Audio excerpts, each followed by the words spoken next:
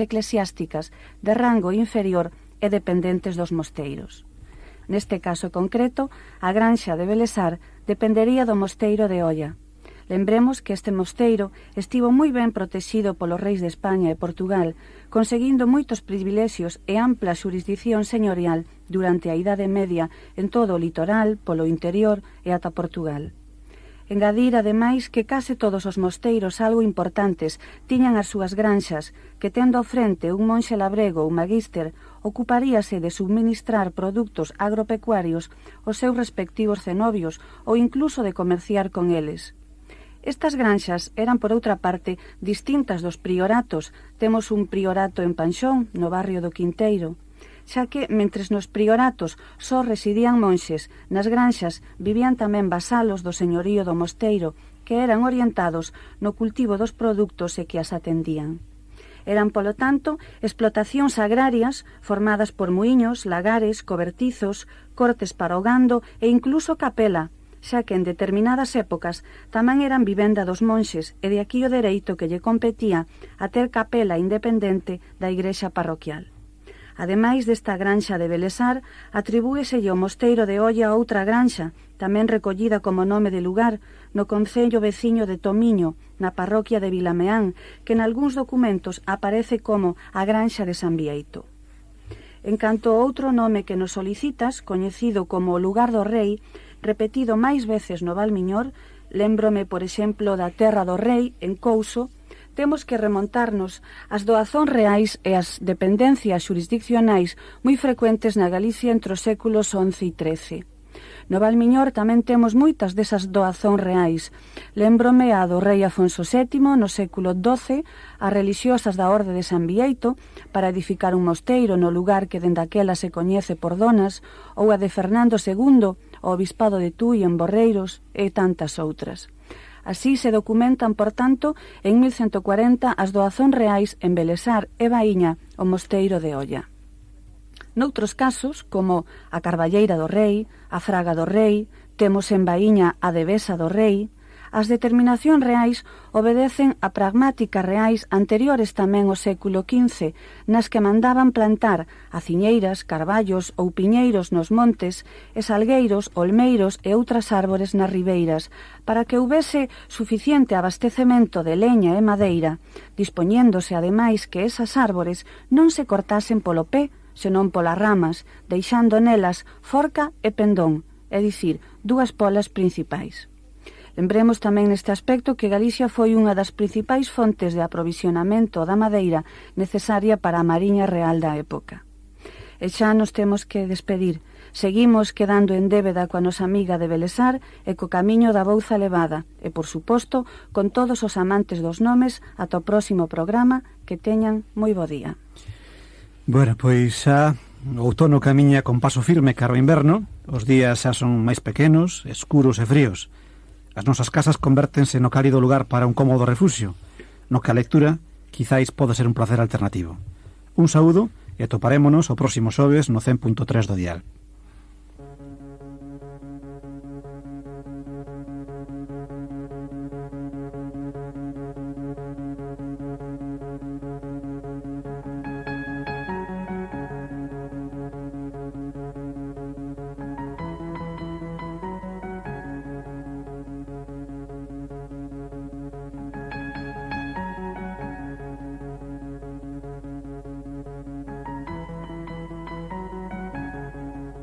E isto foi todo na Gabela do Guillade.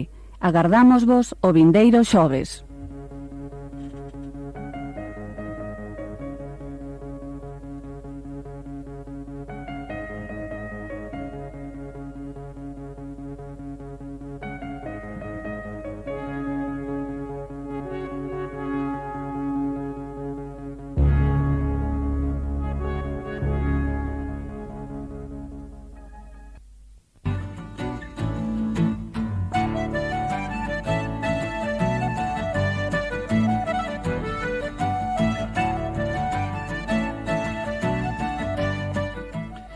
Aquí comeza a Gabela do Guillade, un espacio do Instituto de Estudios Miñoranos.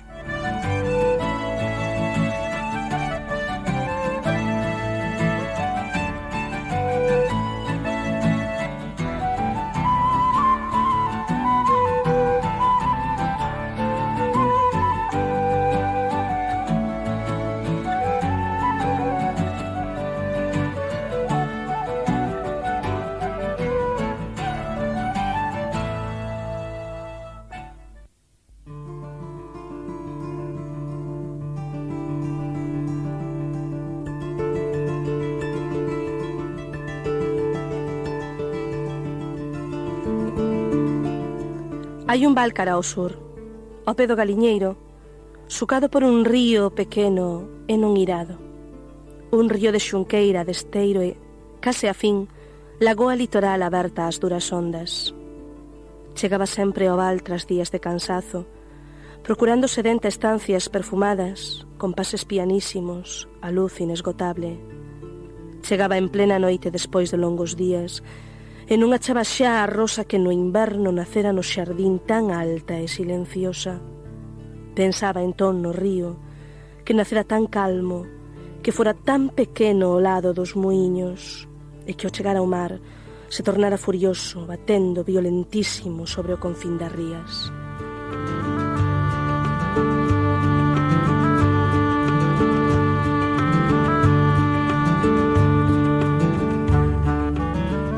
Bos días. A cabeceira da Gabela do Guillade, tal como ven sendo habitual nos últimos programas, está ocupada pola poesía de Marta da Costa. E o poema que vimos escoitar titúlase Hai un val cara ao sur, do seu libro Pel de Ameixa. Ese val citado non é outro que o do Valmiñor, por certo. Aproveitaremos o tempo do programa para que Juan nos recree nunha viaxe imaginativa e documentada pola excolexiata de Bayona, e María Xosé rematará de dar resposta á petición de información feita por un ouvinte. Lembramos que se algunha persoa ten algunha curiosidade sobre un tema relacionado co Valmiñor, pode deixarnos a súa petición no contestador do teléfono 986 35 04 55. Repetimos, 986 35 04 55 de luns a venres de 9 da mañán a 2 da tarde. Antes de avanzar, un saúdo ao resto do equipo do programa. Bos días, Carlos Meixome. Hola, bos días. Hola, María Xosé González. Hola, que tal? Bos días, Juan González. Hola, bo día, que tal? Bueno, aínda que non o temos ideado ata agora, queremos mostrar a nosa satisfacción, porque ao outro lado do cristal, manexando os controis e os avanzados recursos técnicos e informáticos da Onda Cero do Valmiñor, está, como sempre, Pepe Costas, un profesional de garantía que nos fai sentir absoluta confianza e tranquilidade. Bueno, imos a entrar no núcleo do contido de hoxe, nada menos que coa colexiata de Bayona. Juan, é unha sorte poder contar no val en edificios da Valía da Colexiata, non? Pois sí, a verdade é que eu creo que sí, que esta vez nos toca cruzar aquela ponte románica ou romana de que falábamos en programas atrás, bueno, romana, se quere ser máis románticos, da Ramallosa, pasar pois a ollar algún monumento de Bayona, en este caso a Escolexiata de Santa María. Nos foi difícil facer unha elección atinada, xa que o casco antigo de Bayona é de por sí un monumento a conservar e que merece un paseo sosegado, arrincando probablemente da máis comercial, pero che aínda de encanto mariñeiro, Rúa del Duallen. Nas estreitas e empedradas rúas do casco antigo, que foi declarado de interese turístico no ano 1993, moitos son os monumentos que nos vamos a topar, xa sexan antigos pazos e casonas, igresas, cruceiros ou incluso fontes. O máis aceitado sería establecer unha ruta pola que poidamos coñecer un pouco máis a historia desta fermosa vila, e así sería obrigado o paso polo cruceiro da Trinidade, o convento das Dominicas, a Capela da de Misericordia, a de San Xoán, o Hospital de Santo Espíritus, a Casa de Lorenzo Correa, que hoxe é a Casa do Concello, Casa de Zeta, a de Salgado ou a de Mendoza. Pero, como o tempo non nos vai permitir falar de todos aqueles espacios artísticos que Bayona se merece, penso que a elección da que falache, que imos a facer hoxe na Gabela do Guillade, é acertada. E así, neste primeiro programa dedicado á arquitectura de Bayona, imos a falar da Escolexiata de Santa María. Como ben saben todos vostedes, está situada nunha das partes máis elevadas da vila. É o monumento arquitectónico de carácter religioso máis sobresaínte que se conserva en Bayona. Aínda que non se coñece con exactitude a data de súa construción, sí que se sabe que foi realizada entre finais do século XII e primeira mitad do século XIII. Isto consta nunha inscripción que aparece na parte máis moderna da fachada, que di que foi construída no ano 1278. Estamos a falar, pois, dun edificio románico, pero xa de transición ao gótico. Como di Herminio Ramos no seu libro Crónicas históricas de la Villa de Bayona, editado en 1925, do que creo que teremos que falar en algún programa, e que é obrigado a facer unha reedición, a metade da igrexa pertencía por doación do rei Alfonso IX, do cual se vai a facer aniversario o ano que ven da fundación de Bayona, pois que era por doación do rei Alfonso IX o mosteiro de Santa María de Oia.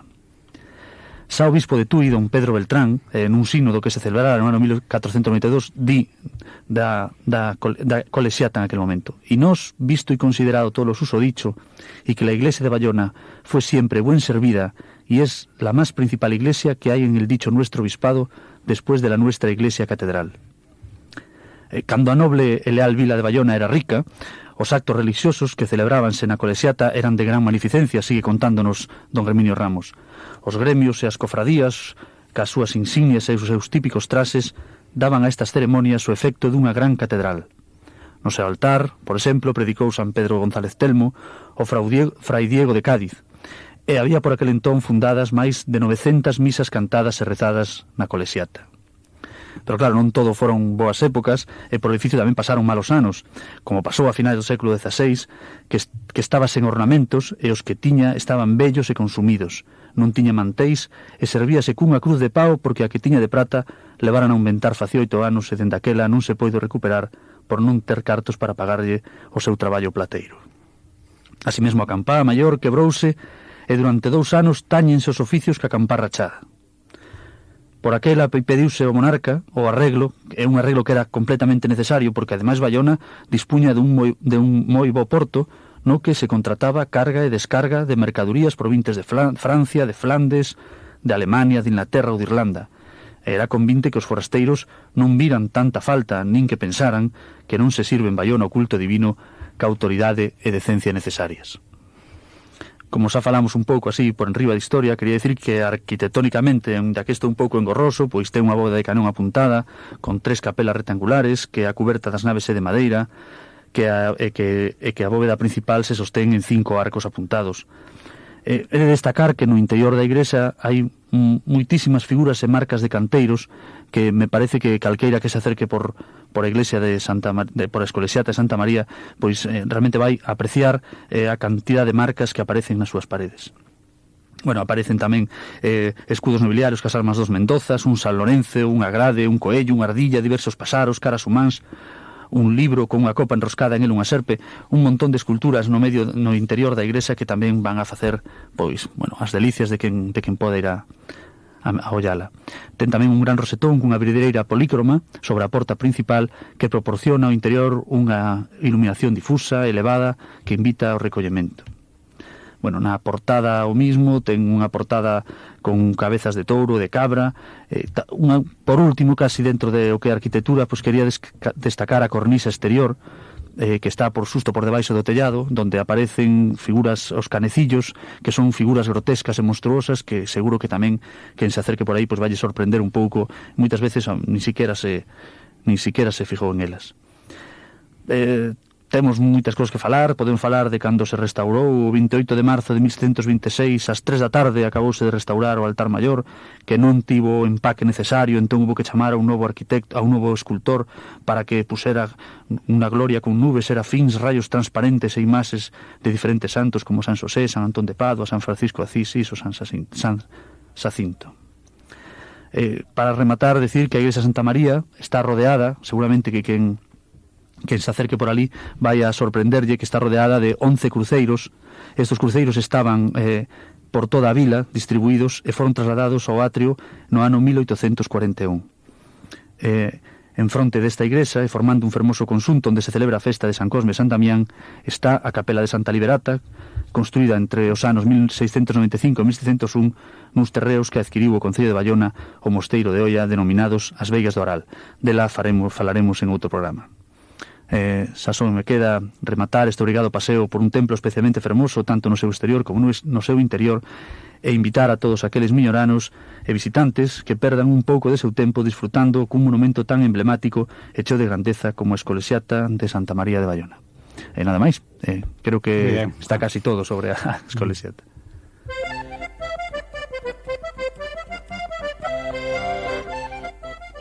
O recuncho dos nomes.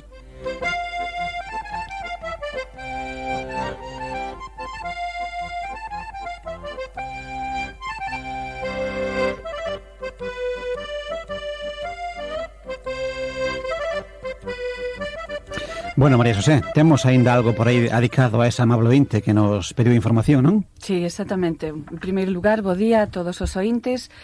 No programa anterior, entón, rematábamos dicindo que aínda non pagáramos a débeda pendente coa nosa amiga de Belesare, coa Bouza Levada, nome do lugar onde vive no barrio da Granxa. Pois ben, no programa de hoxe daremos conta deste topónimo composto de 2 elementos de gran rendemento no nomenclator galego. O primeiro deles, o nome de Bouza, tamén recollido en portugués co mesmo significado como Boucha, aparece tanto na súa estrutura simple como derivada ou composta. Soamente no Val Miñor registramos as formas simples bouzas en morgadáns e peitieiros e coa determinación do artigo as bouzas en couso e borreiros. Como formas derivadas documentamos boucelos en borreiros, a bouciña ou boucía en couso. E xa como nome composto temos Bouza Bella en Panxón, Bouza Fría en Vincios e a que nos ocupa Bouza Levada en Belesar. Dada, pois, a importancia da súa frecuencia, pasamos agora a aclarar o seu significado. Unha bouza, segundo recolle o dicionario de Eladio Rodríguez, é un terreo pechado, no que medran árbores de varias clases, como piñeiros, castiñeiros e carballos, e por baixo toxos, uces ou xestas. Outras veces, para este autor, unha bouza é un terreo que está a monte, inculto e cheo de matos. Este é tamén o significado que recolle o Dicionario Xerais da Lingua. Por outra parte, é interesante o que anota Eladio Rodríguez na forma en plural deste topónimo, xa que as bouzas nos levarían a unha institución habitual nalgúns povos de Galicia e León que consistía en cultivar en común unha parte dos terreos colectivos, sementándoos e labrándoos e recolleitando os produtos en beneficio xeral do pobo respectivo. Con toda seguridade que algunha das bouzas citadas anteriormente atoparíanse baixo este réxime de explotación comunal. En canto a orixe do nome é, sen embargo, complexa e dubidosa, habendo para ela diferentes teorías. Corominas parte dunha base prerromana, posiblemente ibérica, balsa, que alternaría con bausa, co significado de sitio lamacento ou lameira. Eligio Rivas é da mesma opinión e propón ademais o seguinte discurso fonético. De balsa teríamos bausa, de aquí a bousa, pasando por bouza e por último bouza. Outros lingüistas, sin embargo, fano derivar do latín baltea, plural neutro do adxetivo balteus, co significado de terreo cinguido, cercado. A teoría de Corominas parece a máis acertada pola etimoloxía, pero tal consideración da base balsa na orixe de bouza debe obrigarnos a incluir na definición do seu significado, ademais do comentado arriba, o concepto de terreo húmido ou enchoupado. En canto á determinación da bouza como levada, decir que unha levada designa a unha corrente de auga que polo xeral vai encanada ata un lugar determinado para regar. As levadas de rego foron unha institución na Idade Media presentes en toda a xeografía peninsular. O termo procede do latín aqua levata, é dicir, a auga que flúe, que goza tamén de gran incidencia en todo o val. Un barrio da parroquia de Camos leva este mesmo nome, a Levada, o mesmo que un lugar de Chaín, dito popularmente como a Lobada, por causa dunha labialización do A en O, pola influencia da consoante labial V coa que está en contacto. Comentario especial, ademais, require o barrio de San Pedro da Ramallosa a Golada, escrito etimolóxicamente todo xunto e que foi segmentado popularmente cun falso artigo, a Golada. Provén agora de aqua lata, participio do verbo latino fero, pero co mesmo significado de auga levada, traída.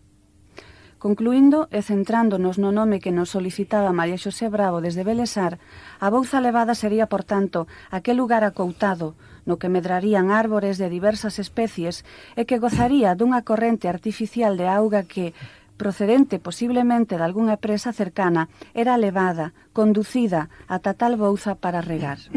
E aquí tamén concluímos por hoxe. Esperamos que fose do seu interese e que teñan moi bo día. Moi ben, gracias, María José. Bueno, pois nada máis neste outono que xa nos deixa pegada do seu cambiante aspecto de sol, chuvia, ventos, noites a oscuras, enchentes, fríos, catarros e gripes. Unha estación que semella casi como máis apropiada para a sabeduría popular galega, que en datas como esta dicta sentencias da xusticia do destino tan directas como a todo porco lle chega o seu San Martiño.